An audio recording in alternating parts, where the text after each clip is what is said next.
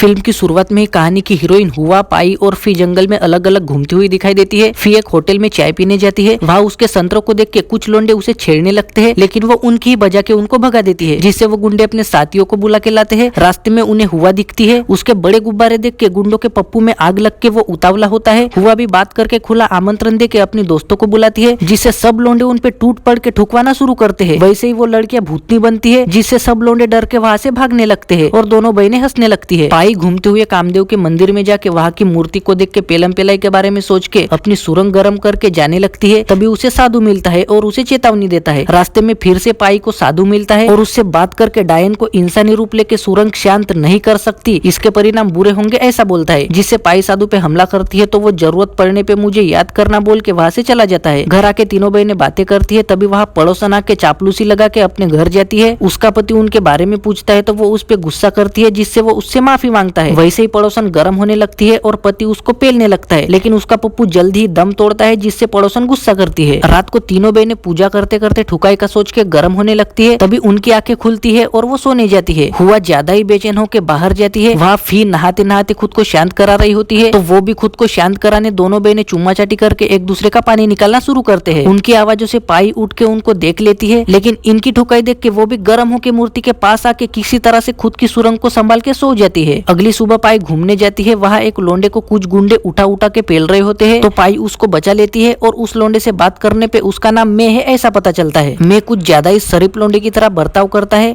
लेकिन पाई उसको खुला निमंत्रण देके उसे चोट लगी होने की वजह से उसे उसके घर तक छोड़ने जाती है। मैं कपड़े बदलने जाता है तो पाई जादू से पूरा घर ठीक कर देती है। साथ में आज से मैं आपका ख्याल रखूंगी ऐसा बोलती है, जिससे मेरे पास पैसे वगैरह नहीं है और आपकी बदनामी भी होगी ऐसा बोलता है, जिस पर पाई ऐसा कुछ नहीं होगा, चिंता बिल्कुल मत करो ऐसा बोल के घर जाती है। घर देर से आने की वजह से दोनों बहनें परेशान होती है। साथ में पाई के बदले रंग देख के कुछ गड़बड़ है ऐसा समझ जाती है। अगले दिन पाई सज धज के फिर से झूठ बोल के मैं से मिलने जाती है, तो फिर उसका पीछा करते करते मैं के घर पहुंचती है। पाई उससे मिलके खाने का सामान लाने जाती है, तो फिर उसके घर के अंदर जाके देखती है वहाँ वो नहा रहा होता है। उसका खड़ा पप्पू देख के फिर शौक होके चीखने लगती है, जिससे मैं उस पे गुस्सा करके वहाँ से भगा देता है। फिर रोते हुए सारी बात हुआ को बताती है, जिससे वो गुस्से में तलवार लेके मैं के पास जाके उस पे हमला करती है। तो मैं बचने के लिए उसको चिपकता है। वैसे ही वो गर्म होने लगती है और अपने गुब्बारे आजाद करके दर्शन देना शुरू करती है। मैं भी अपना पप्पू आजाद करके उसके संतरे दबा दबा के दोनों पेलम पेलाई शुरू करते हैं। जोरदार ठुकाई के बाद हुआ घर आके मैंने उसे समझा दिया है ऐसा बोलती है, जिससे फी मैं के घर जाके उसके पीठ पे निशान देख के माफी मांगती है। दोनों बातें करते हैं और थोड़ी देर बाद फी गर्म होके दरवाजा लगा के अपने संतरे आजाद करके जोरदार चुम्मा चाटी करते हैं। साथ में एक दूसरे का पानी निकाल के आगे पीछे से पेलम पेलाई शुरू होती है। दोनों बहनें ठुकाई करके मस्त खुश होती है। पाई मैं से मिलने आके वो उसका बिस्तर साफ करते करते उसे फी का हेयरबेल्ट दिखता है, जिससे वो गुस्सा करके मेरे को पूछने लगती है। तो मैं डर के दोनों बहनों को उठा उठा के पेलने का कार्यक्रम बता देता है, जिससे पाई उसे ढकेलती है और खुद बेहोश हो जाती है। तो मैं उसे उठा के बेड पे ले जाके दोनों इमोशनल बातें करते हैं। मैं उसे समझाने की कोशिश करके मैं तुम्हारी ठुकाई नहीं कर सकता ऐसा बोलता है, जिससे पाई मैंने कौन सी गलती की है ऐसा बोल के अपने गुब्बारे आजाद करती है। पहले तो वो शर्माता है, लेकिन पाई मेरे को गर्म करके उसके पप्पू के ऊपर चढ़ के दोनों पेलम पेलाई आरंभ करते हैं। अगले सीन में तीनों बहनें खाना खाते खाते पाई दोनों से बातें करके तीनों बहनें बता देती है कि उन्होंने एक ही पप्पू से अपना पानी निकाला है। तभी वहाँ मैं आता है और फिर चारों मस्तियां करना शुरू करते हैं। साथ में जम के पेलम पेलाई करते हैं,